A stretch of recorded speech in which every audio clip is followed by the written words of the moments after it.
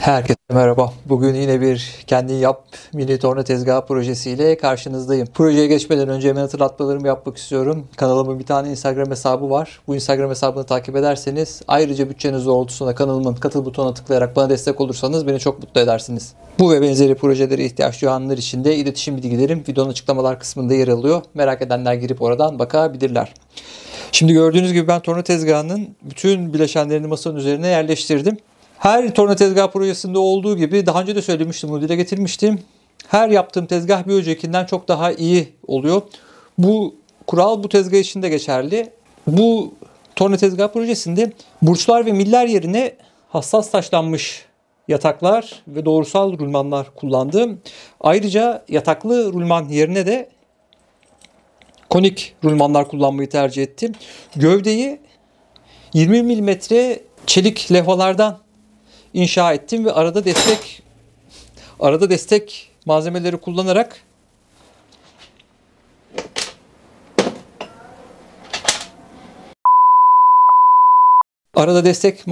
kullanarak iyice sağlam hale getirdim.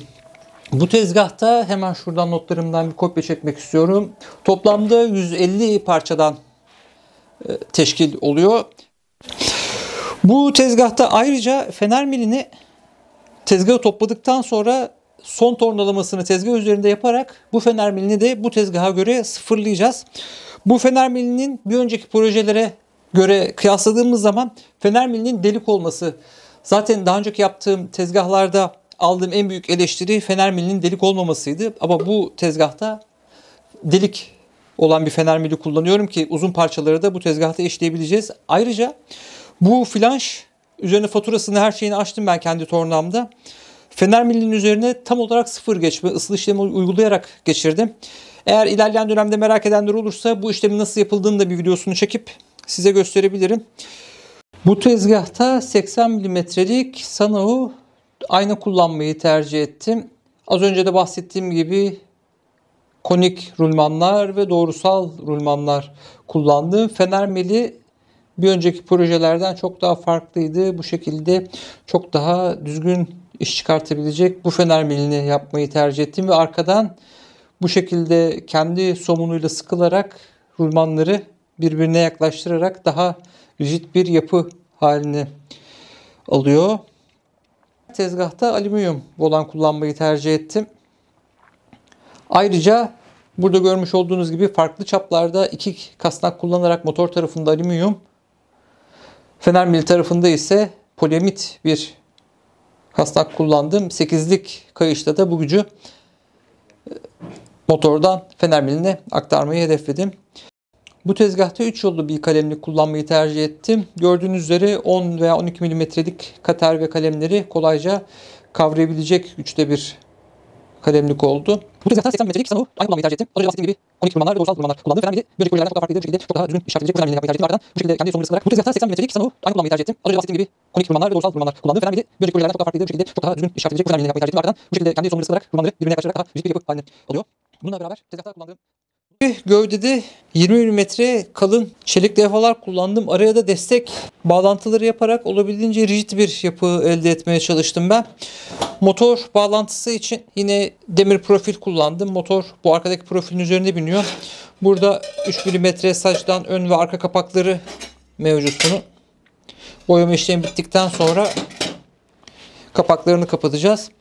Gövde için bir yeşil renk tercih ettim. Kapaklar için de beyaz düşünüyorum. Siyah civatalarla beraber güzel bir kontrast oluşturur diye tahmin ediyorum. Önce şu gövdeyi bir yeşile boyayalım. Ardından kapakları beyaza boyayacağız.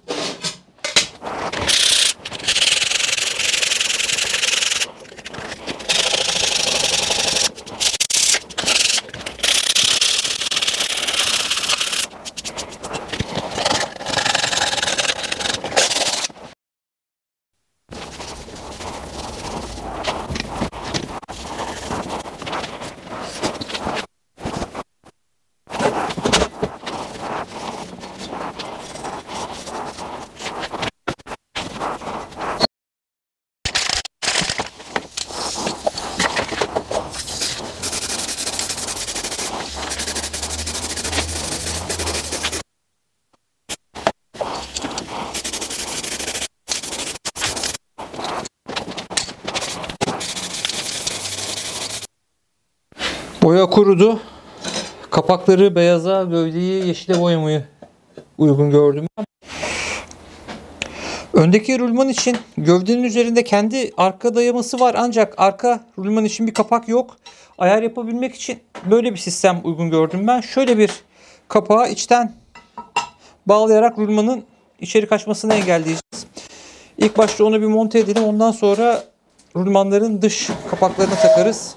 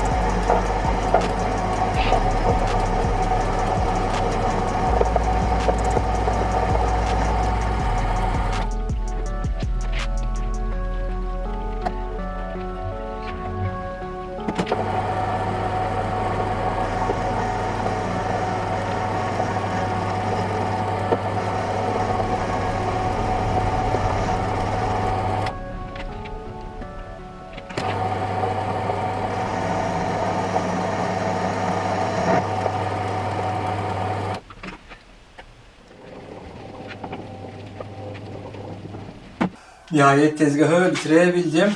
Ben fenermenin üzerine aynayı da monte ettim.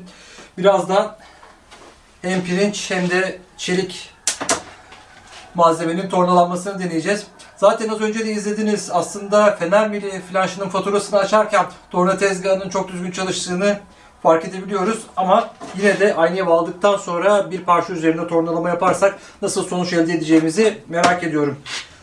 Torna tezgahı bitmeden hemen bir modifiye projesine giriştim. Normalde ben sürükleme mili kullanıyordum arabayı hareket ettirmek için, ancak onda biraz boşluk olabileceğini fark edince bir adım daha ileriye taşıyarak burada bilyalı somun ve mil kullanmayı tercih ettim. Artık araba üzerinde hiç boşluk yok. Sıfır boşlukta çok güzel rayların üzerinde hareket ediyor. Şimdi ilk başta bir pirinç parça, ardından çelik parça tornalamasını deneriz. Ondan sonra flanş üzerinden bir de salgı ölçümü yaparız. Bakalım torna tezgahımız nasıl olmuş. Bence çok güzel oldu. Hatta görüntüsü bile çok güzel oldu. Dediğim gibi yaptığım en iyi torna tezgahı bugüne kadarki bu oldu. Şimdi sizi yakına alıyorum ve hemen test aşamasına başlıyoruz. Önce yumuşak malzemeden başlayalım denemeye. Pirinç malzemeyi takıyorum.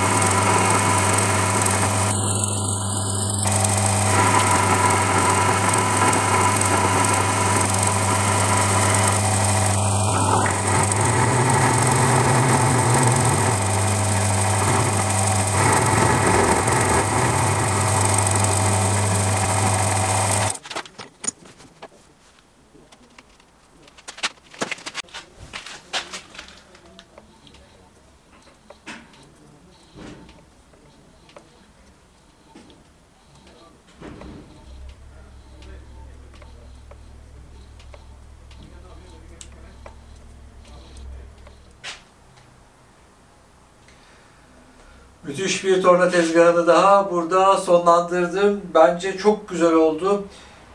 Sonuçta gayet başarılı. Yüzey ve alın tornalamasını çok güzel yapıyor. Esas iş bundan sonraki sahibine düşüyor. Çünkü üzerine 2 tane mikrometrik bilezik yapılması gerekiyor. Çeşitli ayarlamaların yapılması gerekiyor. Kendi ihtiyaçları doğrultusunda farklı devirlerde çalıştırılması için farklı kasnak takımlarının yapılması gerekiyor. Artık o iş yeni sahibine kalıyor. Benim görevim burada bitiyor. Bence çok başarılı, güzel bir torna tezgahı oldu. Umarım uzun yıllar sahibine güzelce hizmet edecek. Tezgahta az önce izlediğiniz %4 kadar bir salınım var. Milimetrenin %4'ü kadar. Bu tip bir tezgah için bu milimetrenin %4'ü kadar salınım hiç sorun değil. Zaten fener mili rulmanlarını tutan ayar mekanizması sayesinde o salgı %1'e %2'ye kadar düşürülebilir. Bu proje için söyleyecek çok fazla bir şey kalmadı. Beni yine her zamanki gibi sabırla izlediğiniz için çok teşekkür ediyorum. Kanalıma abone değilseniz lütfen abone olun. Aboneyseniz de abone ol kutucuğunun yanında küçük bir çan resmi var. Ona tıklayarak bu kanaldan gelen bildirimleri almak istiyorum derseniz beni çok mutlu edersiniz. Bunun gibi projelere ihtiyaç duyan arkadaşlar için de iletişim bilgilerim videonun açıklamalar kısmında yazıyor. Bir dahaki videoya kadar ne yapıyorsunuz? Kendinize çok iyi bakıyorsunuz. Bugünlük benden bu kadar. Bir dahaki videoda görüşmek üzere.